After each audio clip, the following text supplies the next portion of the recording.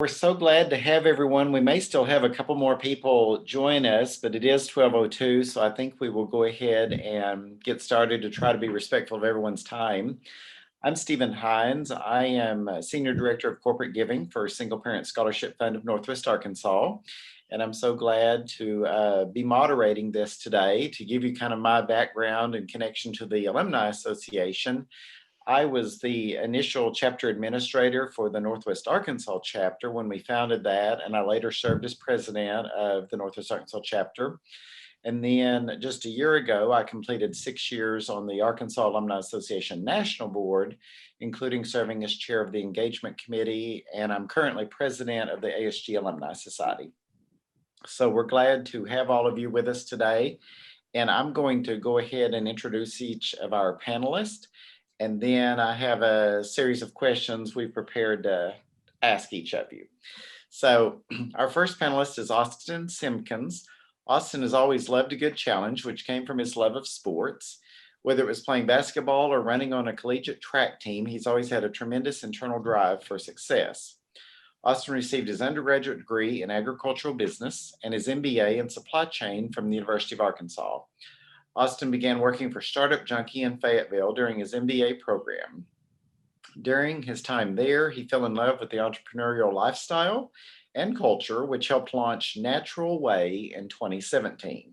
Natural Way raised $1 million in January of 2021 and continues to grow at a rapid pace. Natural Way products can be found in more than 1,000 locations across the U.S. So welcome, Austin. Thank you very much. Excited to be here.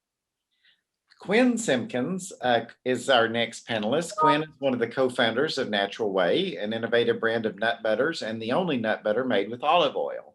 Quinn is a 2018 graduate of the Sam M. Walton College of Business with degrees in finance and accounting. His experience working with Tyson Foods on the mergers and acquisitions team helped shape his vision to own a growing food brand. So welcome, Quinn. Thank you very much. Next is Omar Kasim. Omar is a serial entrepreneur in Northwest Arkansas.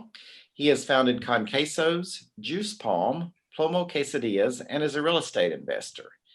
Recently, Omar was inducted into the 2021 Fast 15 list by the Arkansas Business Journal.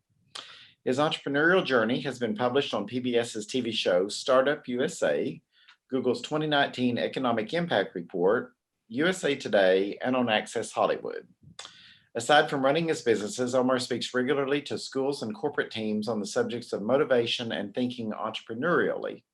He also is a lecturer at the Sam M. Walton College of Business. So welcome, Omar. And then our fourth panelist is Heather Nelson.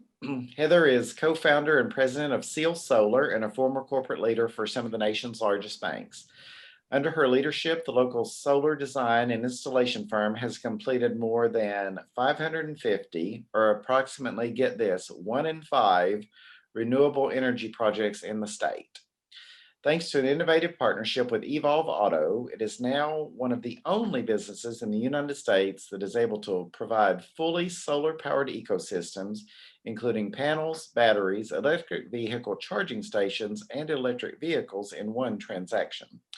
In 2021, she received the Business Executive of the Year Award at the Arkansas Business of the Year Awards, sponsored by Arkansas Business. In 2019, she received the Entrepreneur of the Year Award from her alma mater, the University of Arkansas Sam M. Walton College of Business. And I will also add that Heather is a former national board member for the Arkansas Alumni Association. Heather, we're thrilled to have you on. Thanks for having me.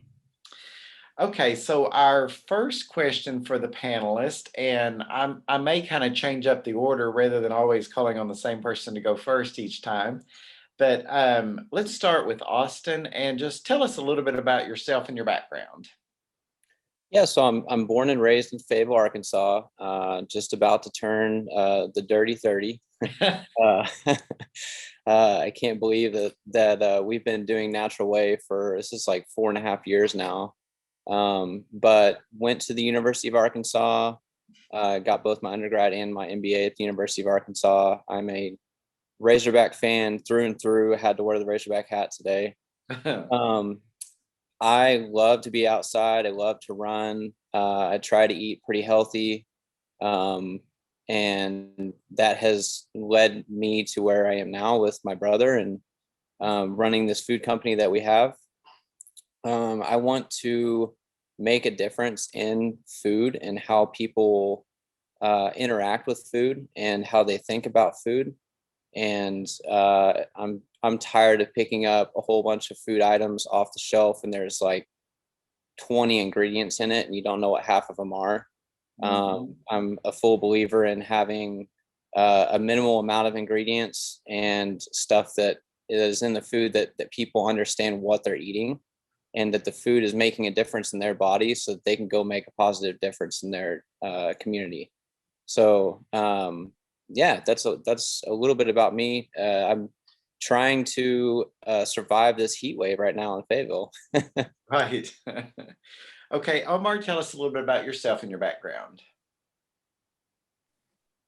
So I graduated from the Walton College of Business in 2015 and originally was planning on going to law school. It just was something that I thought was in my future and I had a pathway to success with it and started working on a school project that focused on starting a venture.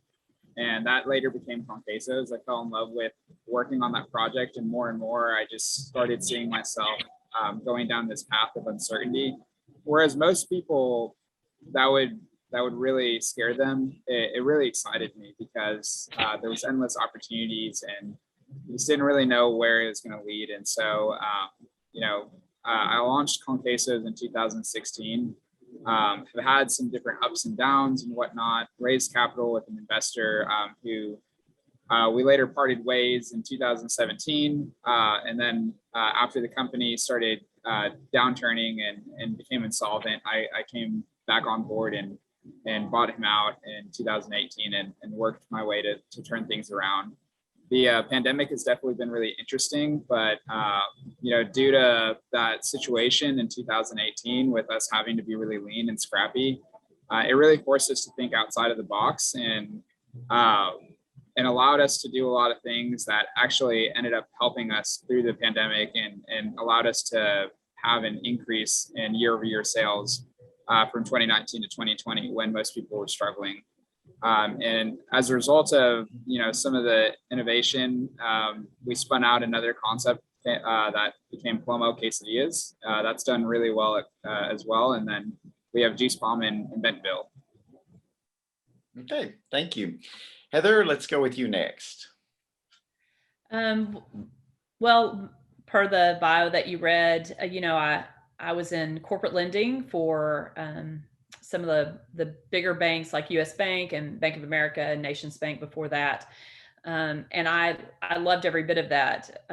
But what got me into that was I worked for, after graduating from college at U of A, I worked for an entrepreneur. And one of the things that I learned really quickly was that if you don't have a great banking relationship and don't have a real firm grasp of the financial piece, that it really is challenging to be an entrepreneur. And of course, I always dreamed that I was going to run somebody else's company or my own. And so when an opportunity, which was wild at the time, came up to go through a management training program with Nations Bank, the predecessor to Bank of America, I jumped at it. And there's a long story there about how I went through the interview process with David Russell, who's still one of my mentors today, and what he told me, and we may touch on that in mentoring later on. But I ended up, I thought I'd be in it for about 5 years. I wanted to learn everything I could because I pretty much slept through finance in college. Don't tell my professor at all. But I wasn't really interested in finance at all while I was in school. And so I'd taken it as a summer course so that I could just kind of bypass it as quickly as possible. And so, but what happened was I ended up falling in love with it. I had some great mentors at the banks that helped me get opportunities to grow through the ranks. And I got a lot of training and money invested in me and in my career. And by the time I got to managing my own corporate lending portfolio and just the opportunity to finance some of the biggest companies in Arkansas and the most diverse. And I just, there was nothing else that I could ever dream of doing because it let me learn about a lot of different industries all at the same time. So it was a really tough decision when I decided that it was time to get out of banking, and that came a few years after 2008, which is kind of when banking stopped being fun, at least for me. And so it was a freak encounter with my business partner's father that led to the creation of Seal Corporation, which we do business today under Seal Solar. I always give credit to both Ken and Josh. I mean, I think at that point in my life, I'd kind of given up on becoming an entrepreneur, and it was that chance encounter that kind of stirred that back up in me. And so I'll always be grateful for them. They gave me the opportunity to fulfill that dream to become an entrepreneur. But that was 8.5 years ago, and we have grown at 30% to 100% year over year for 8.5 years straight. We'll double again this year. We did about 10.5 last year. We'll do over 20 this year. We've got about 90 million in our pipeline. We're got multiple strategic partnerships. One of those is Evolve Auto, which you mentioned, which is extremely interesting because it really allows us to bring the full ecosystem to Arkansans. And so there's just a lot of exciting things, but it's challenging too, because, we're in the process really of building and growing what are really industries that are in their infancy. And emerging industries here in Arkansas, whether you're talking about electric vehicles or EV chargers or solar. But we're also operating a little bit as a disruptor to the utilities across the state. And so it's a really interesting, challenging place to be at right here and right now. I bet. Okay, Quinn, let's hear from you.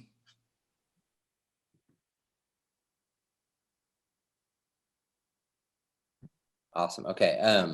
Yeah, so I'm the younger brother of Austin. So have a unique perspective. Getting to own a business with my brother and keep it truly a family business has been one of the most exciting things, and something that I honestly didn't really think that I would ever own a food brand, if I'm being honest with myself.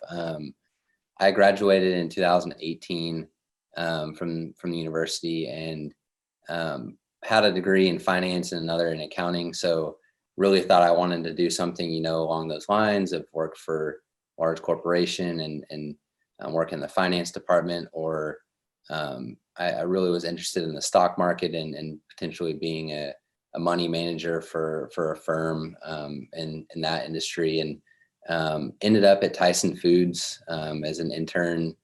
I believe it was 2016 to 2018. I was there for 18 months, and I worked on the mergers and acquisitions team, and got to see some really cool stuff. I mean, Tyson Foods has a portfolio of products, and they were looking to grow it in a way that brought on some really neat brands. So I was really very interested in who they were acquiring, how they were doing it. Got really interested in how food brands, grow and sell, and just the potential that there is for that. And then Austin one day approached me and asked, "Hey, could we start a company of our own?" And I was like, "Well, I've never really thought about that." So it was something that hadn't really crossed my mind. And then my best friend and older brother asked me, and I'm like, "Hey, I should really consider this." So that was a really cool time for our family to kind of walk through what does it look like to start a company as brothers. And then our family was really supportive behind us to give us honest feedback about different things. And the guys at Startup Junkies, Jeff and Brett Ammerine, were super influential in our lives. Jeff was my honors thesis advisor, and so we had good connections within the startup world, and just really liked, meeting new people, really liked the pursuit of something that had never been done before. So that's kind of how we got started, and have grown a ton since we launched. Have changed completely from the start as a candy company to now a nut butter company. So you've even in the 4.5 years that we've been around, I feel like Austin and I kind of joke that we've really owned two companies in that time. So Yeah, it's been a wild ride, something that I wouldn't have ever told somebody that's where I'm headed in the next 5 years ago. So super exciting. Great. The next question that each of you can be thinking about, every business starts with an idea. What was the idea that served as a catalyst for you to create your business? And let's start with Heather. Well, actually, the catalyst started with my business partner, Josh Davenport. He was working for his father's commercial contracting company for the time. He bumped into someone with the Clinton Climate Initiative, that the program that was based out of Little Rock, Arkansas at the time.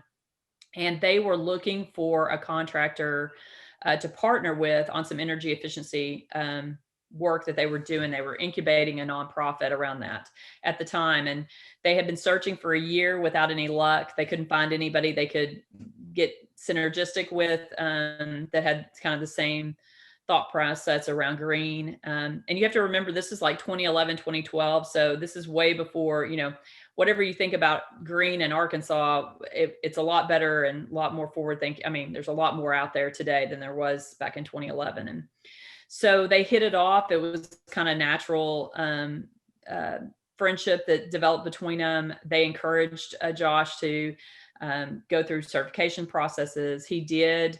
And originally he had thought about starting what ended up being Seal inside of his father's company.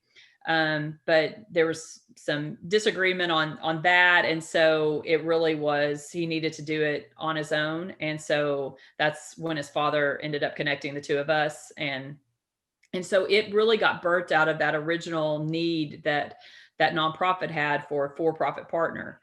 But, it took us about 6 months of not getting paid to realize that a for-profit company and their goals, especially around cash flow, are a little bit different than a nonprofit's.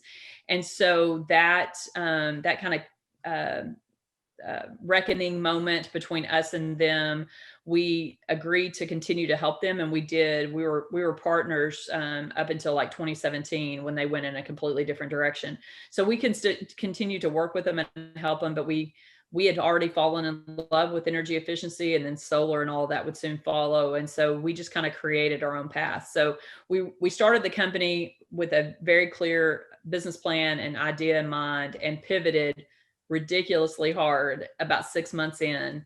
And from there, we just never looked back. And so that's that initial idea is what's launched kind of all of these things today, and allowed us, just kind of build on them. And really, with the heart of our company, is just to stay in front of all this technology and figure out a way to educate on it and deliver it to Arkansans across the state. Okay, thank you. Omar, tell us about the catalyst that helped you create your first business. Yeah, I think that it started really as I grew up. I'm half Peruvian, half Pakistani, growing up in Oklahoma. And so food diversity was huge at our family table. I mean, we were eating everything from, korma to chicken biryani to lomo saltado, just eating all the different kinds of fresh, high quality, different eclectic flavorful food. And when I came to the University of Arkansas in 2012, I really missed that.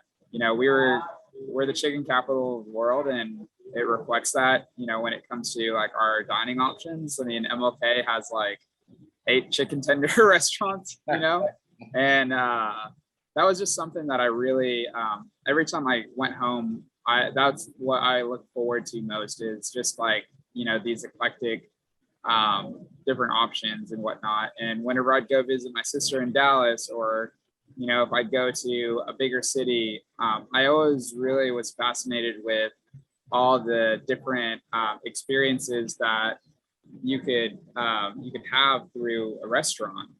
Even here in Miami right now, like, predominantly most of what I've done is just gone to different restaurants in a way, because there's just a lot of different cool experiences here. And I felt like Arkansas, and in particular Northwest Arkansas, really didn't have that. And whenever I started working on my business plan, my honors thesis that later became my actual business plan, I realized that, you know, this was something that a lot of other people really, really desired, you know, for Northwest Arkansas. You know, we had a huge influx of Texans that come here every year for university, and they're all from Dallas and Austin and Houston, where the food scenes are amazing.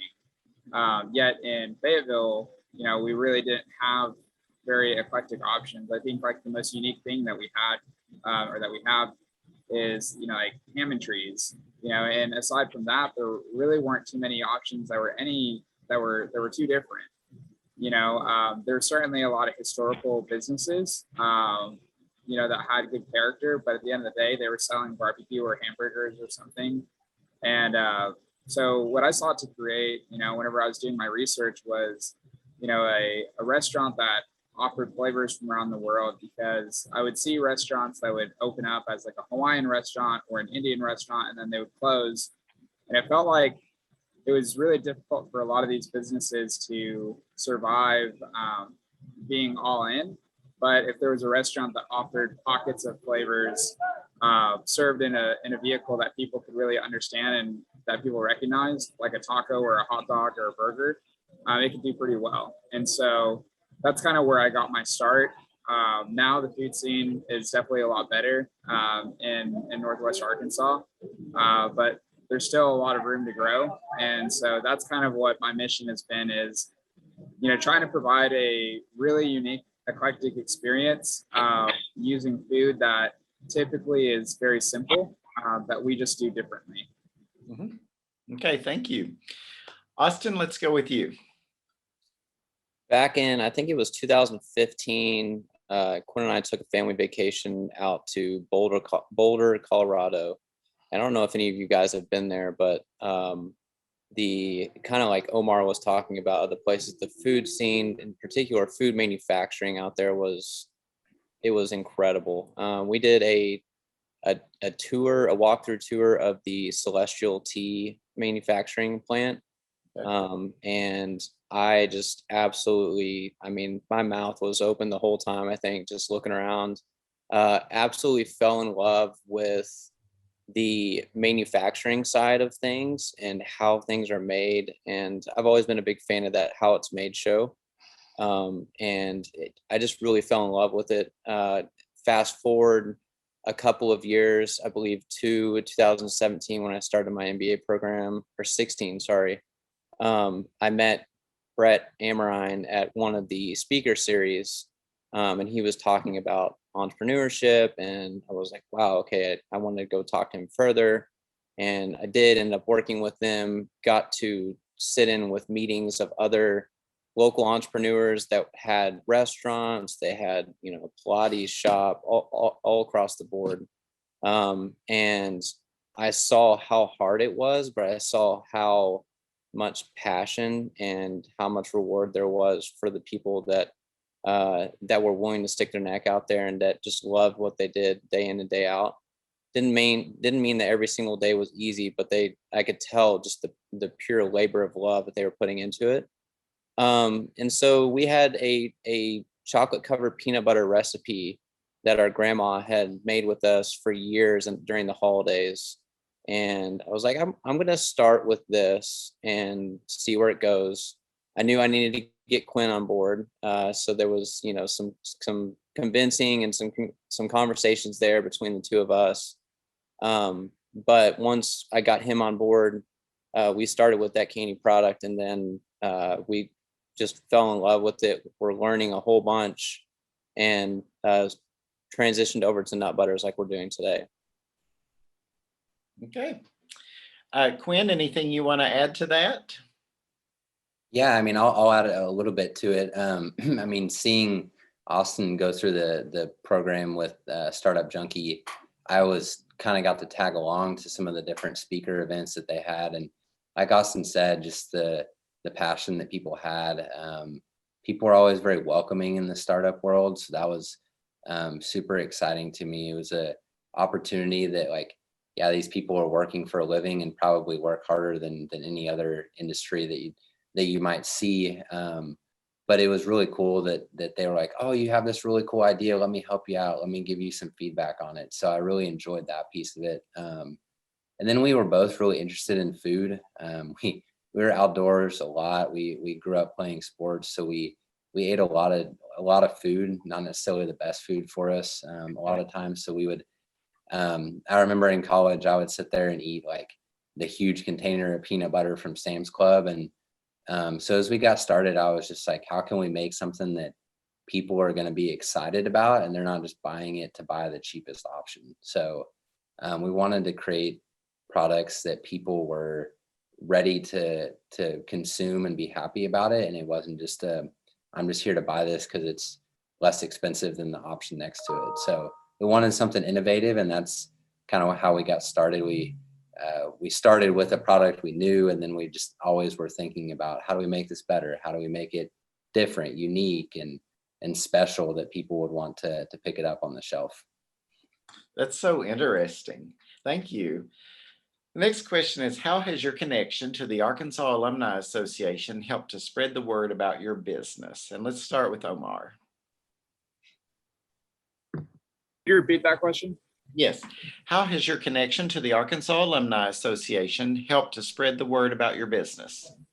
Well, it helps for me that the fact that, we're right down the street, so game day and, anything that happens at the university always brings us an uptick of business. I mean, win or lose, people find themselves on Dixon Street. And so Plomo Quesadillas tends to do pretty well, whenever the alumni come back for whatever reason, whether it's homecoming, graduation, or whether it's for, a tailgating season. And so, our connection to the Alumni Association has been really nice just because we've been fortunate enough to really work with, future and existing alumni, students that are part of the student organization or the student leg of it.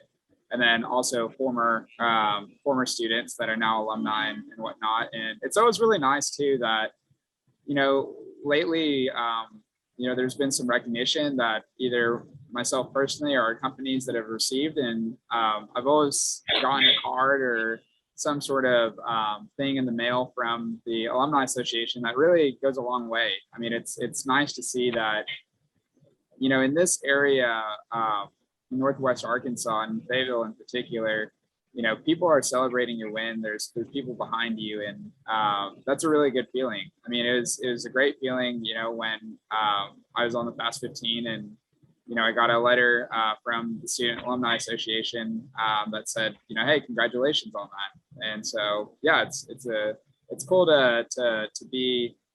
Even though I've now, I still have a connection to the university in the sense of I'm a lecturer, so I'm an employee of the university in some degree. But it's nice that as I've graduated, I still have some sort of connection to the university. Thank you. Heather, let's go with you next. It's been really great. I owe especially like Dean Waller over at the Walton College. I think Matt was really curious about our industries, and he certainly gave me a lot of opportunities in those first few years to come on his podcast, and certainly, Dr. Molly Rapert in the marketing department. I'm on her board. And so, there were a lot of semesters where I came and spoke to her class and would use like things that we were doing at SEAL, whether it was talking about storytelling or leadership or different things. And we were able to get feedback from the young generation that's coming up. And that ended up, all of those little pieces, all those interactions, no matter how small or large, gave us a lot of good feedback, but it also helped us get the word out because, the key part of our company and companies as it continues to grow and embellish is, education, education, education. So I really feel like those ties back to the university and all the different ways are getting me and us feedback from, how are we communicating our not just our services and our products, but the industry at large. How are we educating? So I feel like there's been a lot of great feedback that we've gotten, and a lot, input over the years, that's been really valuable. And certainly it's been nice to just have some recognition for our firm and the fact that we're doing so many kind of crazy innovative things. And then, Carol Reeves was my professor in entrepreneurship when I was at University of Arkansas, and myself and another one of her students, our companies did a project for her personal home, and so there was a lot of spotlight put around that. So that's all those little things, again, no matter how big or small, have always mattered, and just always so appreciative of that. Thank you. Quinn, will you talk about how the alumni associations help spread the word about your business? Sure. Yeah, absolutely. So we have a little bit of a unique connection with the university as well. Our mom works at the university, so she's been there for, it's been a long time. I don't know the exact number of years, but she's worked at the university in different capacities in lots of ways. I think, Austin's telling me 30 years. So she's been there and has built connections that we as younger kids were able to, meet different people through the university. And so that was really cool to start a company as a graduate of the U of A, being able to go back to people that our parents knew or people like that, and just see the support. I know I've met with Deb a couple times, and she was just very helpful and being very open about, hey, what can we do to help? What can we do to promote the company? Our company is a little bit different just because we don't have a retail storefront in Fayetteville. We do more grocery store selling to Whole Foods and places like that. But just the recognition that we were able to gain by the connections that we built was really cool. And to have that personal connection of a family member associated with the college was awesome. And to be able to meet with Dean Waller, he was also very helpful. We've been on his podcast, and he was able to, say, hey, I want to be involved in what you guys are doing. And as we raised money for the company at the end of last year, we leaned on some of those connections we built, and just said, hey, who can we talk to that might be able to, point us in the right direction or lead us to somebody who can be a strategic partner for our company. So those connections that we built within the university as a whole, and then within the Alumni Association, just helped us ask the right questions. And Austin and I will ask anybody anything. So I don't think we ever are at a loss for that. So we just kept asking people the right questions, I guess, and got the connections we needed. That's great. Austin, anything you want to add to that about how you see the Alumni Association has helped kind of spread the word? Yeah, Quinn, I don't know if we're asking the right questions. We were asking enough questions to finally get to the right person, maybe. Yeah. For us to be an alumni of the University of Arkansas, that will forever be a part of our story with our company. And so when we get to take our company to shows in California or wherever it is in the country, and we just had our first global shipment of peanut butter, it's so cool to be able to carry that Razorback flag and be able to have that part as part of our story.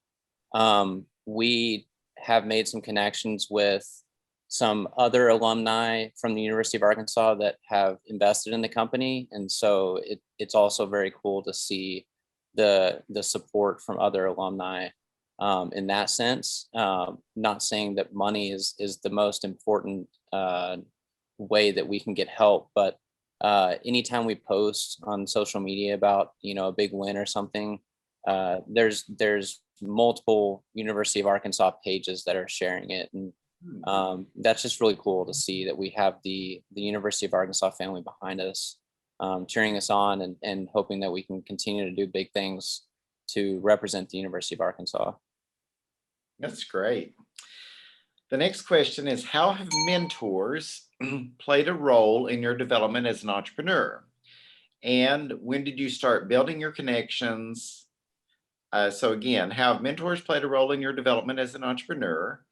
when did you start building your connections? And then you might also talk about how you're paying it forward. So kind of a three-part question there.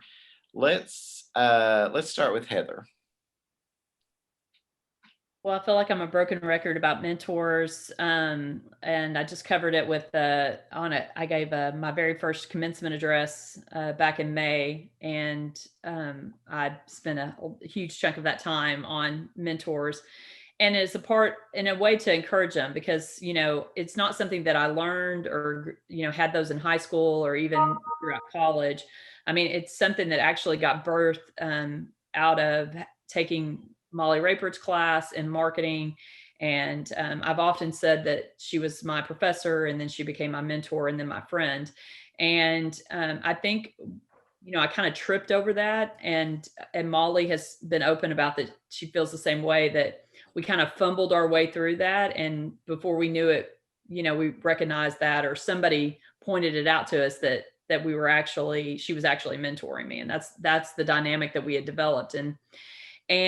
But certainly when I got into working for a big global company, like a corporate bank, and David Russell and others, and I've often said that mentors, I wouldn't be where I am today, whether I'm talking about professionally at whatever level, or entrepreneurship, if it hadn't been for mentors. I've definitely had people who poured into me, going all the way back to Molly in '94, that honestly thought that I had something and believed in me way more than I believed in myself. And I think that constant pouring into me, really helped kind of pull me along until I kind of got to that level where I, started believing in myself, maybe to even a smidgen of the degree that they did. But they also opened doors for me because I didn't, I get into banking. I don't have a banking background. I don't have a strong finance background, even from college. And, they opened doors and gave me opportunities to learn and grow and prove myself. And I've just continued to be in awe and amazed at how those relationships, I just turned 50, and so I'm mentoring relationships that go back to 21 years of age. And you just think about, the life that I lead today is built on the foundation of all of those people. And so, I'm a grateful person in that. So that being said, I'm a big believer in mentoring.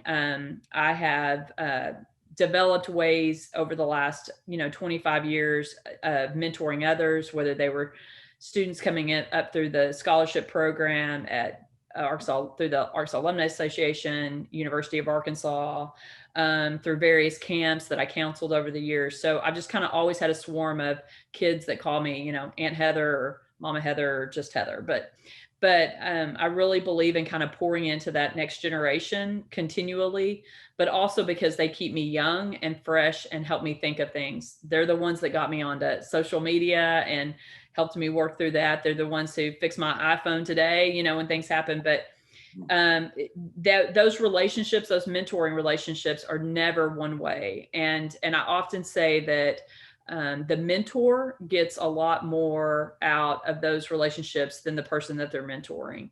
And it's almost, jaw dropping to the degree that it is. So I just think that I certainly encourage people to mentor all the time. I always like to say hashtag, mentors matter. And also to figure out ways to pay it forward, and to make sure you're teaching those people that you're mentoring is, hey, look, as soon as you've got to turn around and help somebody else up. And so, yeah, I think that's just been a really big, important part of my career, and something that I will always give U of A credit, because they gave me my very first one. Very well said. Austin, let's go with you next. How have mentors played a role in your development, and how are you paying it forward?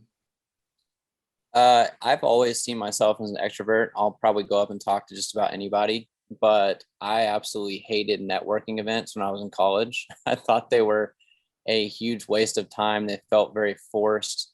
But man, I wish I could go back and have a change of attitude on those and redo all of those, because once we've gotten into the business world with our business, networking has been everything, really. I mean, it's been, you find someone that is a step, 2 steps, 3 steps ahead of where you're at and where you want to be, and how did they get past the hurdle that you're dealing with. um, there's very few instances where you have to reinvent the wheel, so you can almost always find somebody that has done what you're wanting to do. um, for us, Quinn mentioned earlier, the Amorines have been a huge mentor tandem for us. There's been, I'm drawing a blank on some others, but there's been numerous ones. The pastor of my church has been a big mentor. His father was um, was an entrepreneur, and so he got to see that lifestyle growing up. And he's part of New Heights and has helped grow that church a lot. And so I meet with him on a kind of bi-weekly basis, and so he's been huge. As far as giving back, anytime I have somebody that reaches out to me and has a question, I try to make sure that I get back to them in a super timely manner and help them if I can. And that may look like I don't know the answer, but I can send you to somebody that might be able to at least give you a better answer than I can, or that knows somebody else that knows the answer. And so I second what Heather said, that being on the mentor side is very fulfilling. And just to be able to see someone that is in your shoes where you were maybe 2, 3, 4, 5 years ago, it's a really good reminder of how far you've come, where you've come from, not to forget your roots. All of the struggles that you've gone through are worth it. It helps me to be able to see the success that we've had. Great. Omar, let's hear from you on these topics. Yeah, I mean, mentorship has been extremely important. I think it's important to everyone's story, because, mentors can help navigate you through and take you down the path that you haven't been through that maybe they have. Certainly with entrepreneurship, I always wanted to be an entrepreneur, but didn't really expect to be an entrepreneur so early. And if it weren't for mentors like Jeff Amorine inspiring me to take that leap of faith, that wouldn't have happened. I always tell our students, try to reach out as early as you can to people, because the benefit of youth, really, I mean, for the most part, people want to help younger people, because they see a little bit of themselves in that younger person. And so there's a huge advantage when you're younger, because you can go through doors that other people can't, or that you won't be able to go through when you get older. And so mentorship, I think, is extremely important. And it's extremely important to give back to. I'm a big believer in karma, that what you put out in the world is what you get. And so I try to help as many people as I can, because there were a plethora of people that helped me in the process. Oh, I love that. Quinn, what would you like to add to these topics? Sure. Yeah, I won't reiterate the mentors, because the Amorines have been helpful for us for sure. But I think when I think about being a mentor, sometimes I don't really see myself as that, because I am fairly young and newly out of school within the last like 3 years. But I think when I do hear that, I want to be as honest as I can with somebody and give them the good and the bad, because I think you're not doing someone justice if you're trying to mentor them and you're just telling them, hey, you're doing a great job, when really they might not be, or you're not doing a great job when really they are. So I think there's a balance of, finding how you honestly approach the situation, because it is their livelihood, and it's hard to tell somebody, hey, that's not a good idea, but it might be the best thing for them. We've had some people tell us, what you're working on right now is not good. And that Austin and I sat down and really had to look at each other and say, okay, is that did that hurt because it's our company, or did that hurt because it's actually true? So I think it really helped us with those people who were really honest with us, that it did allow us to change. It allowed us to constantly be thinking about improving what we have. So I think that's a really big part of mentorship, is you're trying to help someone grow. If they're just staying where they're at, it might be a great place, but as a mentor, you're not really helping them grow. So for me, that's kind of where I try to bring value, is being honest with someone and also just helping them see the journey, because that's some of the most fun part when you get to the end of it. Okay, thank you. The next question is, if you're talking to someone who's about to start their own business, what advice would you give that person? And let's start with Quinn. I have a lot of thoughts going through my head. I think from my experience, it really does help to have someone else with you. I know that Austin and I started a company together, and I don't have the perspective of starting a company that's just myself. But I would say, if you don't have people around you, surround yourself with people who know a lot more than you, or who are willing to just be really honest about anything that goes on. And so that was something for Austin and I. We had each other to lean on, and then we also had, anybody else in our network to lean on. So use the people around you, kind of what Austin said earlier, of you don't really have to reinvent the wheel, but you should be unique. So try to find something that brings customers in whatever industry you're starting in value, because that's what people are really going to pay for. They're not going to pay for, most of the time, they're not going to pay for the product or anything like that. It's what does it bring to their life? So I think when you really sit down and think about, what am I wanting to start a company? Like, what is my product or service? How can it bring value to a customer or a consumer's life in that way? Okay, great. Omar, what advice would you give to someone?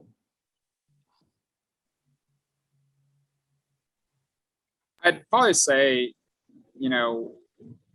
whatever you start, whether you wait a year, a day, or 10 years, the first version of whatever it is that you launch is going to suck, and it's going to be terrible. And there's no way around it. And so that typically keeps people from wanting to even get the start, is because they want everything to be perfect. And the reality is that it's not going to be perfect the first time. There's just no way to make that happen. And so it's better to, start as quickly as you can, launch something that's pretty terrible, and learn as quickly as you can, and reiterate until you come up with something that works. As an entrepreneur, time is not on your side. And so it's very important that you start quickly, that you break things, you fail, and you learn, discover, make mistakes, and reiterate as quickly as you can to build the best version of whatever it is that you're building, as quickly as you can, using the feedback of your customers and your audience. And so I think that people typically try to wait for that perfect moment, and they wait to launch that perfect product. But the reality is that's just wishful thinking. And it's better if you just go out and do that thing, and just figure it out along the way. I'm a big believer in starting really early, sending something out into the market crude, and then learning from there. If you think about your first grade paper, for example, that you wrote, it probably wasn't the best, most eloquent paper that you've ever written, but it was the first thing. And then you learned and you got better, and you made grammatical mistakes, and you made, syntax errors and things like that. And eventually now you're at this stage where you've written enough pieces of paper and articles and things like that to where you can probably synthesize a decent a set of words that get on a page. And so that's probably the best form of advice I would give is, don't wait for perfect. It's never going to come. Whatever it is that you're going to do is going to suck, frankly, and just put that out into the world and learn from it and make it better. As long as you're improving, that's the goal. It's not how do we get perfect, it's how do we get progress. Okay, thank you. Heather, what advice would you offer to someone starting a new business? Well, I would second everything that's been said. Those are, I mean, all those things. I was just nodding violently. But one of the things that it's hard to add to all that, but I would say figure out what your values are going to be for your company. You know, we have, you know, several value statements, but one of them is in all things do the right thing. And it's something that actually I stole from Hugh McCall from Nations Bank and Bank of America. And I always loved that because what it teaches your team and your clients is that you're always going to do the right thing. I mean, and you know, that's who we are as a company.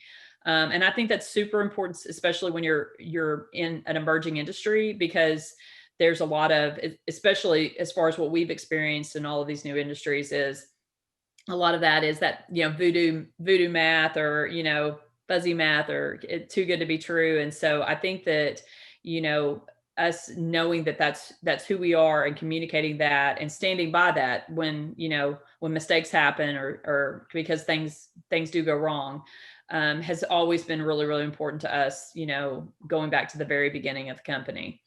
And then I would just say to build on the idea of make sure that you're surrounding yourself by people who are smarter than you are about all the different things, would be to, you know, Josh and I have often said that when people go, you know, why do you think that your company has done well, or all the things? And it's because we are innately curious as individuals, and we have really cultivated a team. So we're up to, you know, 54 employees across the state of Arkansas. And I would say that 99.9% of them are innately very curious. And I think that's really, really important, because every day is a new adventure, because the technology is, whether it's changing or getting better, it's also new things are coming on. You know, we're constantly adding, just like we've added battery storage or EV chargers, or now electric vehicles. And so our team, I mean, Josh and I can't do all that. We can't dream it and do it all by ourselves. And so our team has to be equally as curious as we are about how do we grow and expand into different markets and bring our clients along, and that whole thing. And so I think you need to figure out, like, what is that core competency that your company is going to need in your team, in the team, and then go find that. And then you can teach them other things, but there are some things that you can't teach, and you can't teach curiosity. So for that's been really important to us. I think that it was a long time before we figured out that that's what we were doing. And then now we kind of share that knowledge and go, that's probably one of the biggest things. And we just have a really great team that is equally obsessed by that. And I think it's just been really, really important. So just figuring out what that is, I think is really important for new entrepreneurs and new ventures, because that ties back to your values, and, you know, what, and your why are you doing this, that somebody mentioned earlier. And so those would be the two biggies, I think, for us. Okay. Thank you. Austin, what advice would you offer? Well, I don't know if there's anything left that hasn't been touched. That was all great stuff. I guess three things, and I'm probably paraphrasing what things that other people have said. This first one I'm going to put with a big asterisk on the front of it is mistakes are a good thing. Like, obviously mistakes are not a good thing. You don't want to be making mistakes all the time, but mistakes are where the learning and the magic happens. And where we've had some of the most growth in our company is where we've gone through some of the hardest times. You know, really big things that feel like, oh my gosh, this could completely end the company. And it wasn't done on purpose, but okay, we're in it. Let's learn, and let's learn how not to do it again. So I think that is something, and Omar kind of mentioned on that, you know, people that are wanting to start, they get stifled by the fact that they want it to be perfect and they've got to do everything right. You're just not going to. Even when you're 100-year-old company, you're still going to make mistakes. But starting small is okay, and people and the team are everything. So if you don't have a good team around you, you don't have people that believe in pulling that rope the same direction, rowing the boat the same direction, everybody has the same vision, then it's going to be so much harder to get to where you want to get to. So that's kind of the stage that we're in right now with our company, is putting a really, really solid team around us. Well, I appreciate that. Okay, we are almost at our 1 o'clock time, and I so appreciate the feedback, the advice, the talking about the experiences each of you have had. I love the fact that Austin, you have made it clear that, mistakes are to be expected and that that is part of the learning process. And I think that's certainly important for entrepreneurs to remember. And so I think each of you have offered such interesting experiences and advice, and we really appreciate all of you agreeing to participate today. And so I don't have any other questions. Brock, is there anything else you want to add? No, just to echo what you said. Thank you everyone for attending and giving us your time and your talents. It was a great event, and we'll see everyone down the road at some point. Cool. Thank you. Thanks, guys. Guys, for the Thank time. you all. Go Hogs. Thank you all. Appreciate it. Thank you.